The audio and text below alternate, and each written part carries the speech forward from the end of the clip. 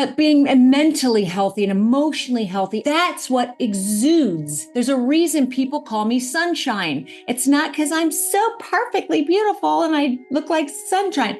It's because I exude, it's a spirit. And if you're healthy and all that, so all that matters. And no one's teaching young girls this. It's all exterior, which is continuing people's addictions because they want the quick pill. They want to do everything from the exterior, like just fake all this stuff. And no one's wanting to be authentic. It's an inside job. And I just recently lost a friend because she did the outside. She did all the fake nails and the fake this and the hair and the facade of what she looked like. Everything was exterior and the jewelry but to the extreme. The clothing, the bags, the purchasing, the shopping, and nothing on the inside, and nothing could make it past that wall she had up of that. And I was people were trying to get in. I would send her things to listen to and to read and spirituality, and it didn't break through. And she's no longer with us by choice. She was in so much pain. Just want to tell girls out there, men too, and boys, and to understand it's an inside job. Don't avoid feelings that you're feeling. Deal with it, whether it's therapy, spirituality, all of it. Do something. And don't be as sick as your secrets and keep them quiet. Welcome to the Heart of Show Business. I am your host, Alexia Melocchi. I believe in great storytelling and that every successful artist has a deep desire to express something from the heart to create a ripple effect in our society. Hey everyone from the Heart of Show Business. So this is super exciting for me because I was just on the podcast Success Road by my friend, amazing actress, writer, producer, the works, Josie Davis. And we've been trying to be on each other's podcast for months. And we finally made it happen. So you're going to get a double whammy because first you got to go check out the Success Road podcast with me. So I think we were a little drunk, even though we were drunk on life. No, we were drunk on life. We're drunk on life. We're just being really silly and really fun. And that's kind of like a talk show on its own. But today we're going to get a little bit more serious because it's all going to be about Josie. So Josie, you got to look her up on IMDb. I'm not going to give out her whole credit and whole list of movies because it's so freaking extensive. She's been in the business forever, since she was a child, literally. She was in charge. She's been on so many movies on TV. She's been on films like Sonny. She has worked on David Mamet's Plate. She was one of the few actors who was given a lifetime membership at the actor studios. Yes, the actor studios. So she's not just like this beautiful woman that just has to look amazing on camera. She is smart. She's intelligent. She's funny as hell. She's a little bit sarcastic, which I love. Her and I get into this texting because I call her the wrong name too, but that's my bad. But today I'm going to call her the right name, Josie Davis. Welcome to my show. Get serious this time. I'm thinking, what show is she talking about? Who's she talking to? I'm not going to make it serious. No, we could. Thank you for the introduction. That's so sweet. No, and it's nice. Honestly, it's you and I mean, obviously she worked on my movie I don't know why she accepted to be in that movie because it was like low budget. But John Hurd and John. Yeah. And the script was great too. The script was pretty good. And it was a good character. I love being able to play do character work, Yeah. Yep. You certainly made an entrance and that was very memorable. And I love having you. And you're right. We got to work together again after 15 years. And you said a comedy next time. Yes. You need to be in a comedy because like I said, you need to do more funny stuff. I mean, by the way, before she even had her podcast, Success Road, which you got to check it out because it's definitely better produced than mine in so many ways. Oh my God, you're so funny. It's on YouTube, you guys. And it's on YouTube. And it had produced, please. I'm a one-woman show over here trying to do this whole thing. Yeah, but it's so funny. And what I loved about you is that you've always been raw and authentic, even when you're not in movies. Because I remember watching your little dating tips and Josie advice. What was it called? I was taking it from something. I called it how to date an alpha female or something like that. And Dating you were alpha reading off female. like fan stuff that they were asking for your advice, and then you were commenting, which was hilarious. Yeah, and then my cousin was trying to we caught up later in life, and so she was like trying to get to know me through it and started commenting. I think you're this way because of I noticed you say that, and she quoted me, and it was like from my podcast. I'm like, you're quoting me from a podcast or from some, from the thing you're talking about? That was from something else. I was reading from something. It wasn't even me. And she's like, I literally stopped doing it. Everyone loved it. Not everyone. Some people loved it. And I stopped doing it because my cousin was literally quoting it as if it was me and getting to know me that way. And I just was like, this is nuts. So I stopped abruptly. Abruptly. But it's a fascinating thing, isn't it? You're an alpha female. Yeah. We're alpha females. We definitely have an opinion about life and things. And sometimes it can scare men out. I mean, you're so beautiful. I mean, your skin is flawless, talking about flawless skin. I mean, how do you navigate Hollywood it gets fixed on casting people in certain parts? Because you've been cast a lot lately in the scary, like BITCH, like badass, like villain. Yeah. The last two movies were villains. Yeah. But then you did now, thank God, a Christmas movie, because I mean, you have a softer side to you. I'm a villain. That's my Christmas movie. I'm a villain in that. Oh no. It's gonna be so funny. You have no idea. Wait till you see how funny it's going to be. And the director, writer, or producer already emailed my reps and said the buyers were going crazy over it. It's called Festival of Trees, right? That's the one. And when is that airing? When is that? Oh boy, I should have prepared all this. Oh, so sorry, I completely forgot. It's November. Okay. It's November. Good I can enough tell for you me. that both of the movies, I should have that. They're going to be on one of them. That one is going to be on Up TV. Okay. Love that. And I'll tell you, let's see. Okay. He sent it to me because I did Good Day LA Plus. Yes. I'm doing it again. And then what is this? November 24th, 7 p.m. Eastern.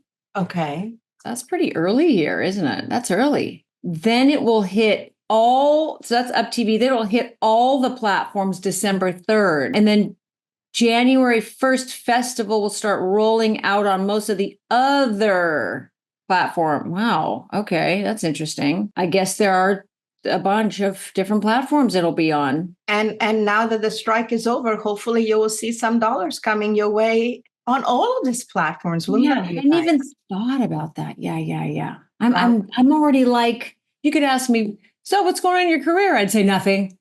Because I just do that. Am I working today? No. So nothing. But I love though that you're looking also for stuff to produce. And I think that's a good choice, because what scripts are you not getting enough of? I mean, if you were to complain about like, why are people not sending me television auditions? Interesting. For 15 years. And my resume is like 95% television. So, or no, yeah. Well, even the movies, a lot of the movies are have a big television following. So and I was turning down some of the TV movies, for honestly like 9 years. And I actually just pitched something that I think Lifetime, I don't know that they're going to probably produce it as an original, but they'll produce it as like an acquisition type thing. But it's my idea. So I think I'm going to be a writer. I think I'm going to write it, be the writer creator with with this other writer who's a director and producer of those. And I'm going to start working with them again. And yeah. So I'll start doing those. But TV, just regular TV, where I started as a youth at 12, I don't audition. unless a random I hear about something and then I say, hey, can I audition? But it's very rare. It's weird. But there is a showrunner that loves my social media and my podcasts and my demo reels and stuff and says I'm being cast. I guess I shouldn't say what it is yet just because it's not in writing. But next year it'll be a recurring on a show. But it's just, he's like, I'm a huge fan. Like, how are you not on every show? And I said, well, because I don't audition. But kind of weird, kind of weird. You know what? I tend to agree because, again, I think you should be more in film and I think you should be more on TV. And, again, you're a smart cookie. I mean, you're writing your own memoir, which I guess is getting ready to. I've taken a pause, but my teacher thinks that I will get it. What do you call it? That I'll get paid to write it. What is it called again? I want to call it the wrong thing. That I'll get a book deal, basically in advance, paid in advance, based on the chapters that she thought were the best. And so I think I have to write a couple more, and I've like put the brakes on it, and I've got to get back to it. And I think you should. I think you should, Josie, because you know what? True stories. Everybody loves it. You had quite a life. You have no idea, Alexia. Oh, no. Why do you think it's going to be? Why do you think I'm supposed to get a book deal because of it? It's not just like, it's such an interesting life. It's like, are you going to name names? Oh, it's not about that. Oh. It's just, you don't know my life. Like Oprah it's been my dream to be on Oprah and talk about it. Oh, yeah. Wow. Okay. Yeah. So wow. Side of you that I do not know, which now I'm going to have to wait for the book for them to come out, or we're just going to have to go have a solid drink and dish. No, it won't be that way. You have to read the book. Okay. Yeah. Please hurry. I know. You can please push me on it. Honestly, I do. I need a little bit of prodding for sure. Push you. I'm just gonna send you a text and call you Jody. Oh, I know. Jody, you guys, right? Jody. No, she doesn't call me Jody anymore, but she kept calling me that. And finally, after 15 years, I'm like, please call me Josie. Please, for the love of God. I understand a few times, but 15 years of Jody, I'm just like, Alexia, please. She's like, oh my God, I think she's serious this time. Yes. Okay. Now she gets it right every time. Yeah, I've got PTSD. What? Post-traumatic stress disorder from all the times that I've been called out. I'm like calling your name wrong. And I'm like, by me? No, I haven't been tough with you for 15 years. And then I finally was like over text, I need you to call me by my name, like the correct name. You can't get PTSD from that, Alexia. In fact, my book is about PTSD. So nothing like PTSD. Well, you should have let me on it early because it's like I'm like the dogs that they need to train when they're little and like a puppy. Like an elephant when it goes to pull the stake out of the ground at the circus. Yeah. It's one of the most fascinating things that they try to pull it out and they can't because the stake is too deep and they're little. And then when they just give up. And then once they're big as a house, they don't even try to, they could literally just go like this and the stake would come up and they could just roam free. But they don't do it because they stopped doing it when they were little. Isn't that crazy? That is crazy. I had to share that. But I love that we both love the animal world too. And so she's a cat lady like me. People. And dog. All I post about though are dogs, 99%. Yeah. Which are the ones in the most need, as you and I know, especially today, are the ones who need the most rescuing. But, cats are a thing. She's got two beautiful kitties that I got to meet. Great personalities. Yeah. Yeah. You met Snow, because of course you did. Snow. Val's too scared. Yeah. And I think what people don't get about cats is that cats are very much energy driven. So it takes some really special humans, I think, to be having cats as their pet because they absorb our energy, they sense our energy. I'm wondering if they knew if any of your boyfriends were not good for you. Yes, yeah. There was one, I had a little cat named Marlon. He was named after Marlon Brando. He was a sweetheart. He could open the door with his little paws. It was so cute. He'd get in. I used to have the lever, if you have the doorknob with the lever, and he would bang on it and it would open. And there was one guy that was right in the beginning, the guy turned out to not be a good guy. And he just knew. I mean, he looked at him like and stared at him and meowed. And if we closed the door, he would bang on it again and open it. Like he wouldn't listen to me. And that was not like him to do that. And he knew this guy was bad news. And I say bad news, I didn't date, not dangerous or anything, but just, not a good, not for me, and just like not a good guy, I don't think. But the cat knew. And he wouldn't leave me alone. And he was like trying to let me know. That's amazing. Well, you remember my husband, who's now my ex-husband, because you briefly met him at the premiere of I think it was the Stealing Roses. So we had a screening. But long story short, after I divorced him, he came to see me when I just had gotten my first black cat, Cairo. I kid you not, Cairo is never scared of anybody. The moment he walked into the house and he tried to go pet him, he ran. He could not even be near him. And I'm going, oh, I should have gotten a cat earlier than I would have gotten a divorce. Oh my God.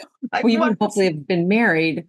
I forgot you were married. Oh, wow. For a moment, you met me when I was dating my husband at the time. And you guys, oh, you guys were so cute. You were like, then I got married.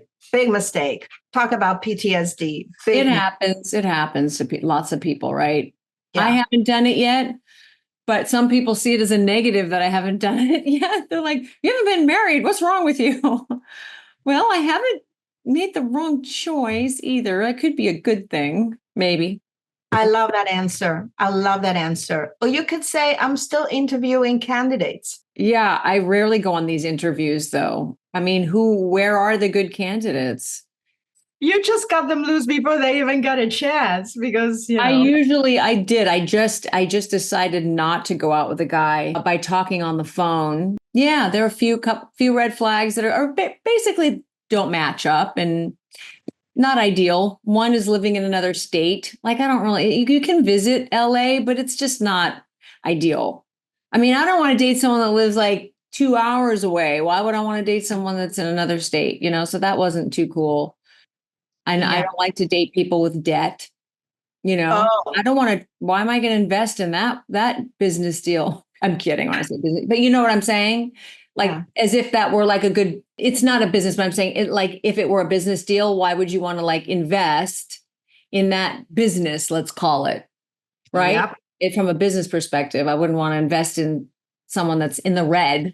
Like if you do things in the red, why would I invest in this business? Right. So. Exactly. But of course, it's a romantic thing, and I don't even think of it in that way. But I was just using it as an example, as investing. It is a great example because you know what? Unless you're dating a 20-year-old who just fresh out of college, and obviously they got a career to be gotten. But if you're going with somebody that's put over 40 or 45, and they don't have, part of my friends, the SHIIT together, then if they live with their mom. And if they live with their mom, though I do live with my mom, but the girls are different, I guess. Oops. Well, I mean, now I do. I mean, we moved. I love having my mom as a roommate. It's just like having another childhood all of a sudden. But anyway, that's like a longer story. It's like, oh my God, I feel like a little girl again. She's scolding me every day. No, I'm just kidding. But guys have to show you their portfolio. I mean, honestly. Oh, that sounds bad. Portfolio. I mean, you don't mean financial portfolio. You mean like a bio. Well, that still sounds weird, but emotional intelligence portfolio. Let's put. I mean, we all do, right? Like I'm such an open book. I'll tell guys my worst thing about me is I'm messy. I'm not dirty. I'm messy. I'm looking at my desk right now, and I've got notes everywhere, and it drives me nuts. That's the worst thing about me. I really think I think that I've got a desk over there that's like a catch-all. It's the worst. But I will tell you, I'm an open book. I am. Anyway, that's the point. Is that that's the worst thing. I'm super honest, and I don't try to put when you date, they say to put your best foot forward and try to make people think that you're more together than you are, or that you're better than you are, and all this. Like people do this pretend fake thing for 3 months or until they're exclusive, and then it's a big surprise. I don't identify with that at all. Yeah, Yeah, I'm sure you get a lot of that in Hollywood. I mean, again, when you are a beautiful woman, you want someone to see all the gifts and everything that you are about beyond obviously the surface. And yes, people of course get attracted. I mean, even in at work, if you look better, I think if we all look better, we get better chances of, you know, getting cast in a movie or getting a movie deal. If you know how to smile, if you know how to behave, then obviously not behave in a bad way. If you know how to behave, you're like, be a good girl. No, but if you know how to behave in a certain ladylike, or it does have its charm and people will be more inspired to work with you on whatever capacity. But at the same time, you also want people to work with your personality and everything and go see past that. And I don't even think I'm that attractive. I love how you talk about me like I'm some Giselle type person. It's just like, wow, I love that Alexia holds me in a high regard in that way, but that's so not how I don't even think like that. I wasn't raised that I was this really attractive girl, so I don't really think I am like that attractive. Like I'm attractive, but I don't.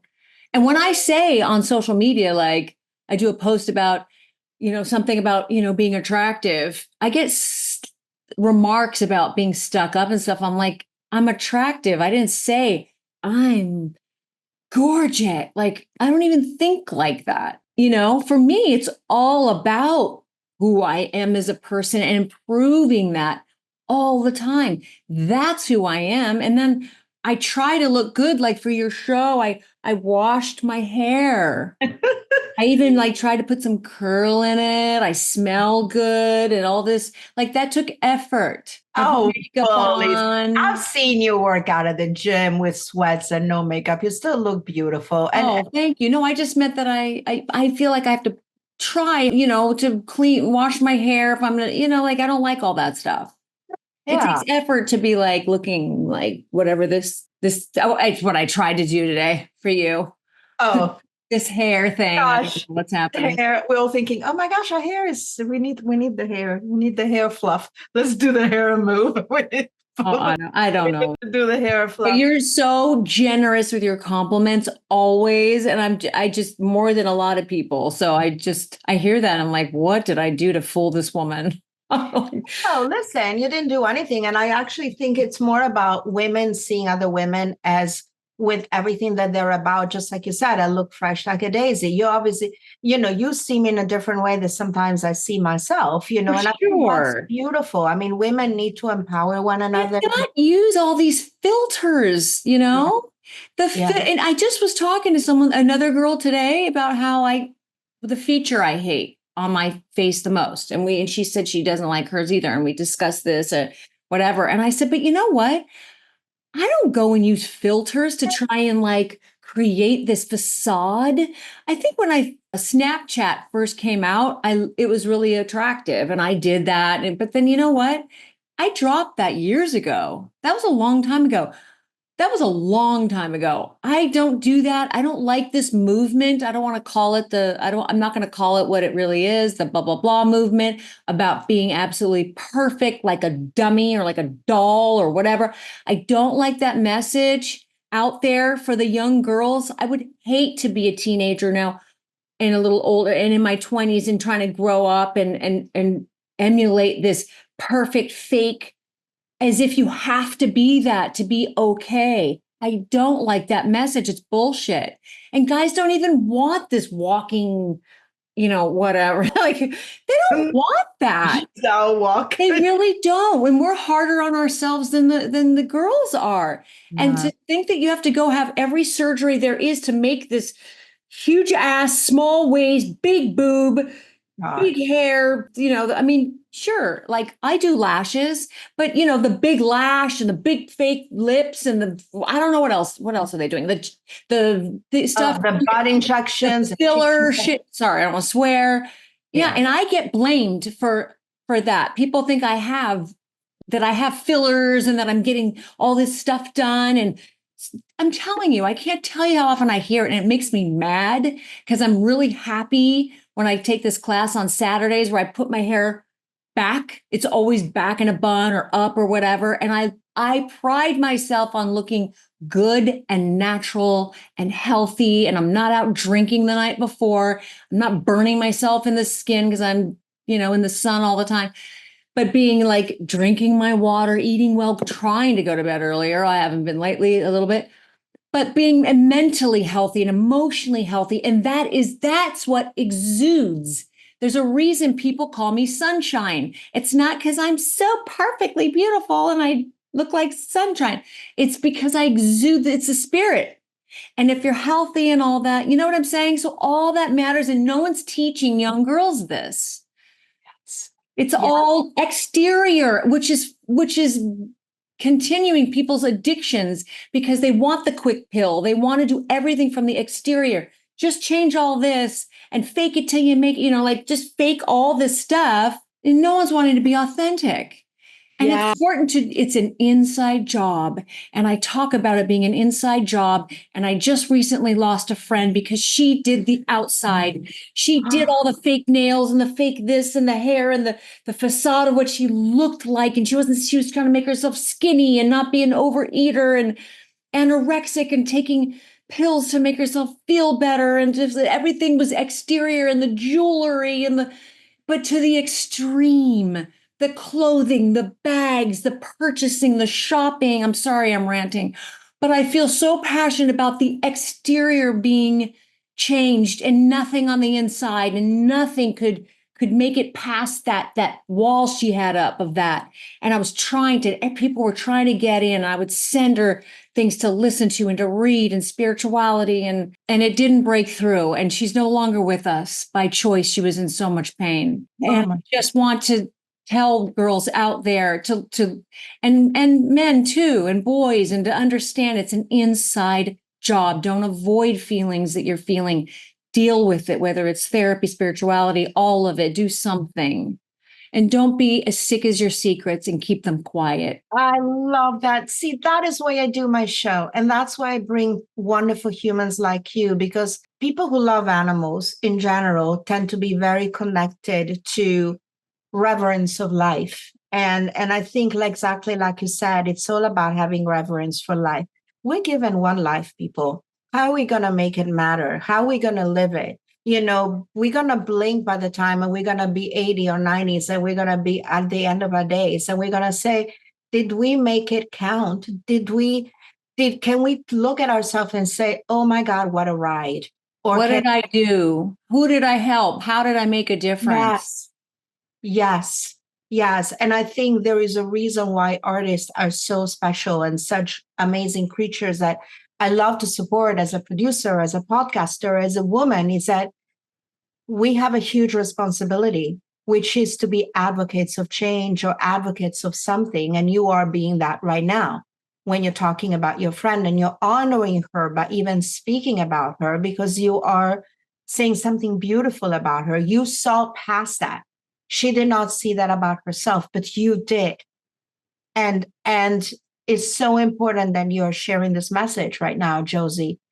And I love that you are doing the work, and you're doing the work every day. And you and I have spoken about that many times. We share books, we share little messages. You've had your own shares of challenges, obviously, as an actress, as an artist, as a human. We've all been there, So you have to be your own best friend first, then everybody else will follow.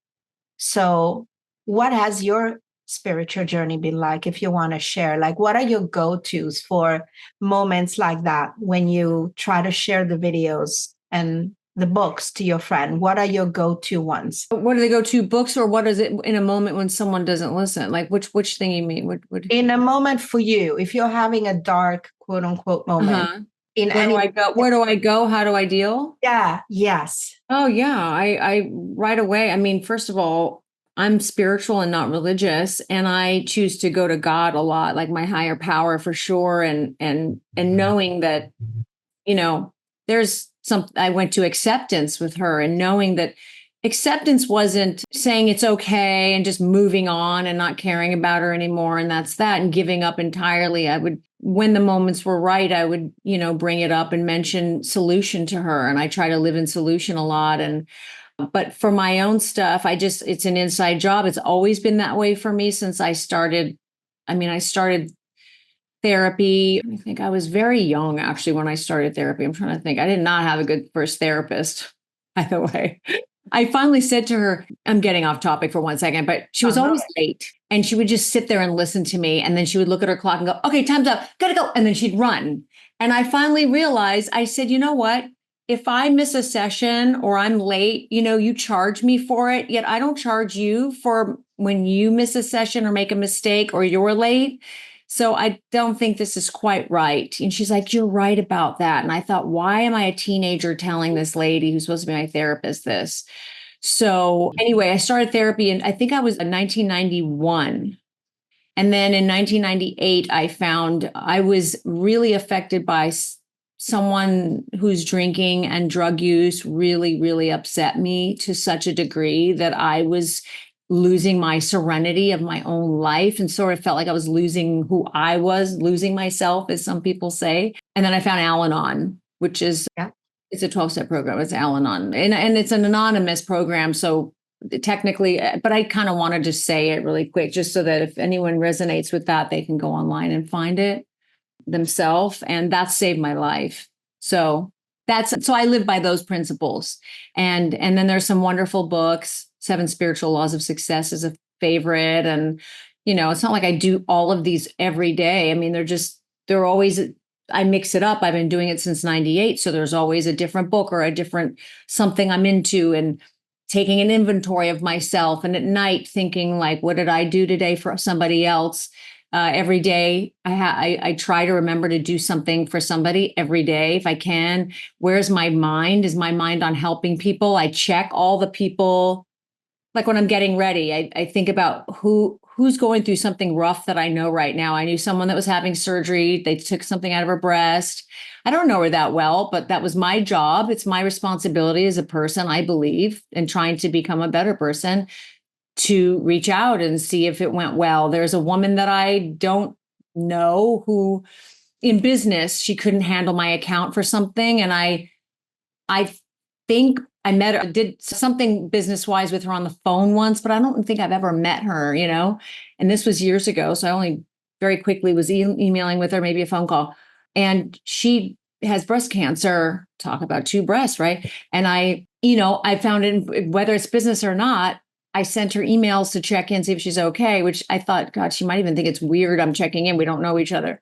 But who else is going through something? Someone's dealing with depression, just check in, just send a note, see how they're doing. And you just don't know. And a lot of people hide it too. And you want to I like to just check in and see if they're all right or what's happening. And, some people don't talk about it. And I had a neighbor who ended up ODing. And I always sort of regretted, because I think I asked him like, hey, how's your recovery going? I could tell he fell off the wagon, and it's not my job to put him back on there. But I kind of thought, I don't know, I just didn't want to button his business. And he ended up, ODing, and it was really, really awful. But I just, what a human, he was this great looking, successful, sweet guy. And it was such a, the addiction took over. But anyway, part of me just wished that I had said, hey, like looking in the eyes, how's your recovery? I wish you, I hope it's going great. I hope it's going well, and mine's going great, and if you need to talk, let me know. I didn't have that. My last conversation was him asking me out, actually. And he was too young for me. And I said, no. I was like, oh, it's kind of a weird last. No, but you know what? That's what happens sometimes. We miss a gift of presence. And I get that too, because there's only so many things that you can observe on every second that goes by. Oh, I observed it.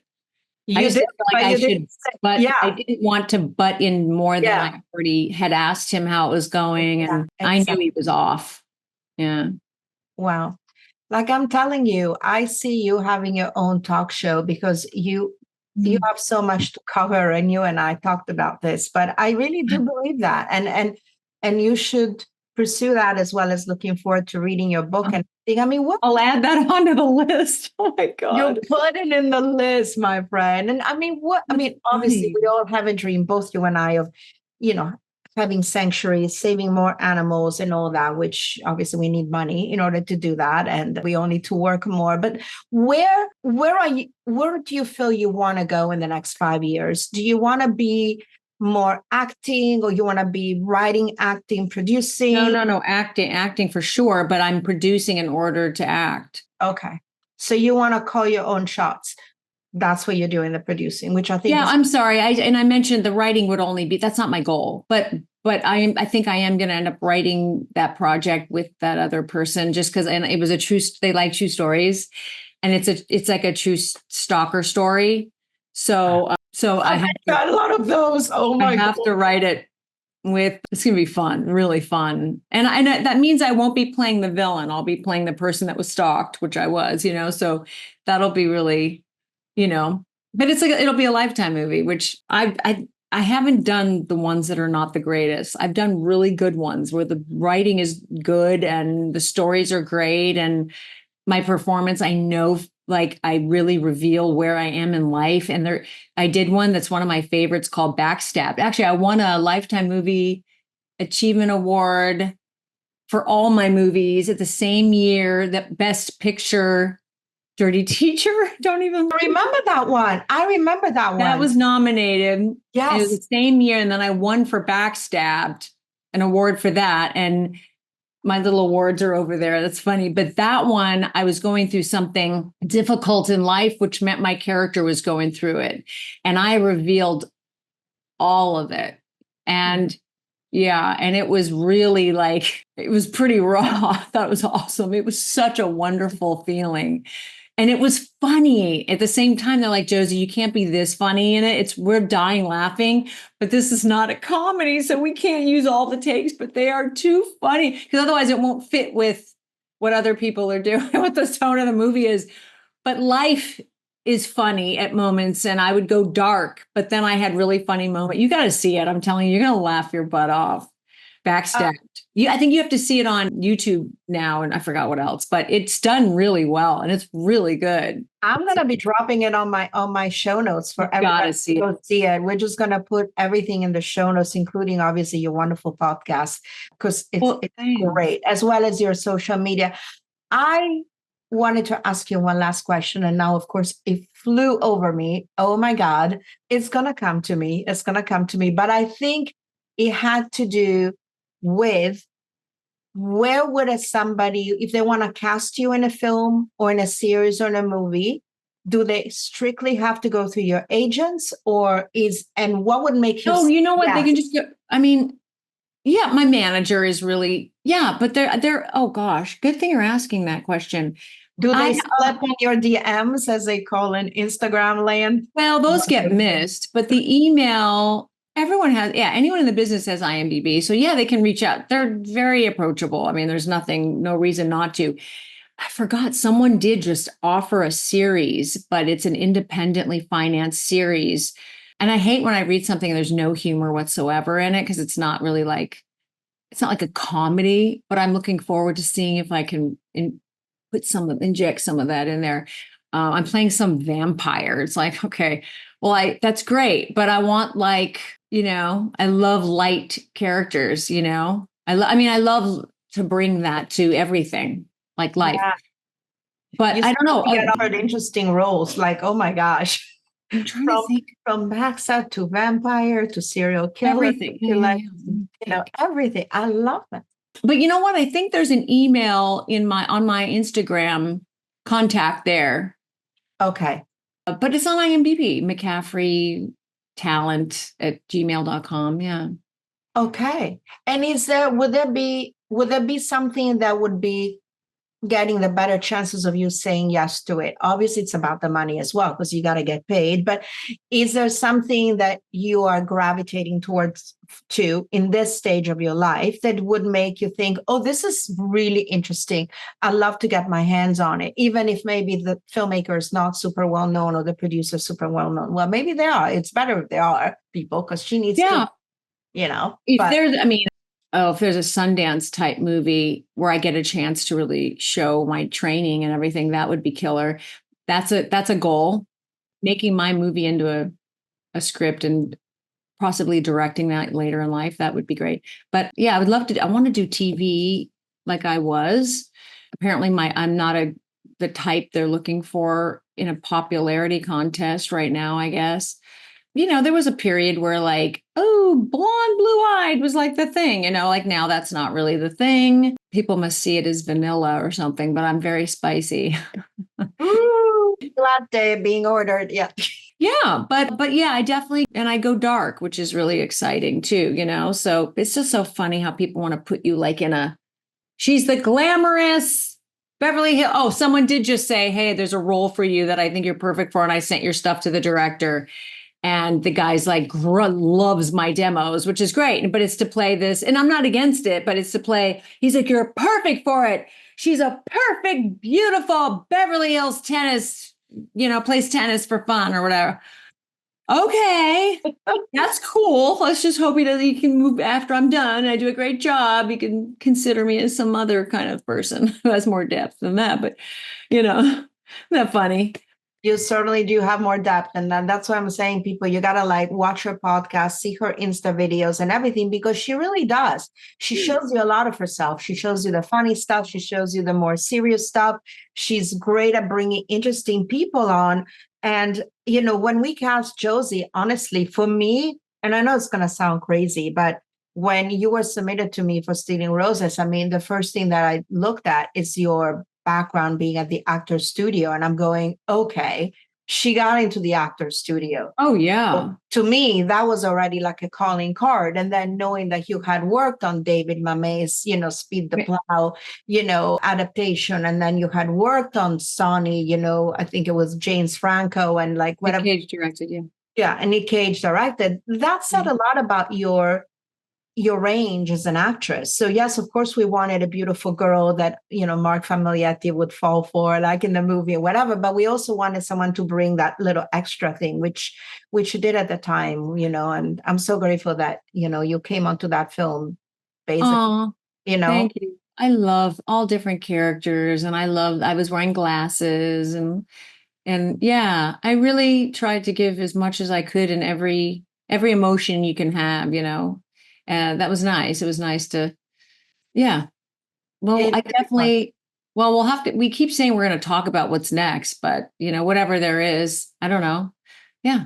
Something will happen. I know something will happen. And, I do something with all my guests in closing my show and didn't prepare you for it, but that's okay because you know how to handle it.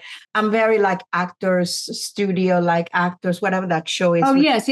You James Lipton. Yeah. So I'm always asking people 2 questions, and they can either be both if they want. They can do window number 1 or window number 2 or both. And one of them is like, how do you define yourself in 3 words? And just kind of like spit it out. Don't even think about it. And then, because it's cool to see the psychology behind how you like instinctively say 3 words. And then if there is like a life mantra, something that has been like the guiding light for you, something mom said to you, dad said to you, your therapist that stuck with you. Okay. I'd love to hear both or one, your choice. Oh, I can do both. I guess funny, dark, thirsty. Ooh. I don't know if thirsty, what I should probably say, because it's a better parched. What I mean is thirsty in the way that I am. No, I should change that to passionate. I'm just so driven, really. But I'm thirsty. I feel like I'm thirsty. Yes. But extremely just nonstop, just passion. So yeah, I guess that would be, funny, dark, passionate. Ooh. Fun. That should be the title for a movie. I love Funny, Dark, Passionate, starring Josie Davis. I don't know if that's what people would picture. It's funny. The other one is, the golden rule. I mean, that's kind of funny. It used to be when I was a kid, it was when there's a will, there's a way. But then once I discovered sort of my faith in God's will, then I was less stuck to my will, But I used to feel like if I could just will it to happen, and I was very good at that kind of thing. I'll just force it and make it happen. Like when I'm driving, I will get there in 2 minutes. Somehow I managed to do it. And it's like, how the hell did you just do that? I broke every law there is to get there in 5 minutes. But the golden rule, really. I mean, do unto others I'm not saying it right. And I know that's so funny. If you look up certain quotes, they're worded differently in different areas, but it's, sorry, you guys, I'm not getting it perfect, but basically it's, the idea is doing, treating others the way you want to be treated, basically. And I just try to always, if I have anything like this with someone, I always try and turn around and say, okay, and let me say it now, hear it from me, but to me. Oh, okay. I guess I could have sounded a little weird. Yeah, I better probably talk to them about that. Yeah. Yeah, I'm actually doing that today. I had someone that got really pissed off at me, like, whoa, where'd that come from? And I obviously need to, how can we talk about that? How could that have been taken weird? Interesting. Well, I think we all have our triggers, right? And we're all human. And I love what you said about God's will, because I just found finally at the age of 50 plus that the sentence, this too shall pass, is exactly about that. And I've always said, oh my God, there's such a passive way of looking at life. This too shall pass. I'm a victim, but that's not. No, it's, and if only the suicidal would, sorry to go so dark, guys, but if the suicidal would think in those terms, and to know that in those moments, what the darkness they're in they would hold on to that, to know this too shall pass. And there is no situation too difficult to be bettered, just have to actually take action. And, they say faith without works is dead. Ooh, I love that. And faith right here, by the way. Oh, is that a tattoo? Oh, yes, I love that. That's a tattoo. I have a tattoo that it's actually one of those that you wash off. I have this thing called conscious ink, or conscious thing, that you can buy tattoos and they wash off like after a week, but they all have like inspirational stuff according to what you're feeling in the moment. So they will say, for example, be present, gratitude, thank you, love, like whatever, different sentences. And that's a week, you can take it off. Yeah, you can take it off, and like after a week, it washes out. But this one of the week says transform. So that's been with the little butterfly. So that's a nice reminder. Yeah. It's very scary to go make it permanent. I have one right here I want to put on too, that I've wanted to for years, and I just haven't done it yet. This is going to hurt, right? Oh, yeah. Tendons right here. I heard that hurts. The bone hurt more maybe, but this is going to hurt. Yeah. Just don't put a boyfriend or husband's name on your body, because I seem like it's a complete moron, like I would ever do that. I'm saying that to the audience. Only if I had a boyfriend and a husband. I'm kidding. A boyfriend or a husband, that would be great. No, I have a spiritual thing I'm going to put here: love and God, but they're going to share the O. That's beautiful. Oh, we can put our cats' names on us, but then that would be too many. Oh, God, then you could call me an insane cat lady, but I'm not a cat lady. I'm not. No, we're not. We just happen to love cats and take great care of them. And I love dogs, and I can't wait to get one, but I'm waiting. You're waiting. Well, this has been such a great conversation. Thank you so much. And thank you for sitting there while I ranted and raved, but I really was hoping that could help somebody. The passion was just coming out, and I hope. I love that when that happens. Honestly, I know. Because people need to hear that. I mean, you know what that is? That's God speaking through you when it's that kind of thing. And not that this is a whole spiritual show. I don't know. No, your show's not all spiritual though, right? It's partially. It's entertaining. Everything. I mean, obviously we had entertainment, and we've had people like Michael Beckwith on, who obviously is. Oh my God. I love listening to that man is like drinking water on a parched day. Yep. Thank you, Josie, for coming on my podcast. And I'll be posting all the show notes and everything for everybody to follow this beautiful, soulful lady. And thank you. On YouTube, they can watch it. And you can watch it, and you can watch mine, and then there will be a link to click on hers. And, obviously subscribe, rate, and review. Thank you. And hers. And thank you. So we'll be like, we'll be happy campers, So they can just type in Josie Davis podcast if they want to find it. They don't have to remember it's Success Road. Some people forget the name, but exactly. Just Google and Instagram. And Instagram, because our Instagram is pretty damn good. It's so much fun. It is so fun. It is. It is fun. Even So I like it. I don't look at it all the time, but I love it. In the making of it's funny. So funny. it's you have so many life moments that are great to be shared for people to see that you are a normal human being, and people who are in Hollywood are normal human beings. Well, some. Some of the time, exactly. Most of the Yeah. time. Yeah. Us, we are people. Us, we are. Anybody, please, if you have any questions, send them to me. I'll read them off to Josie. Maybe she'll feel like answering and we'll keep us going. And this is the Heart of Show Business. Over and out.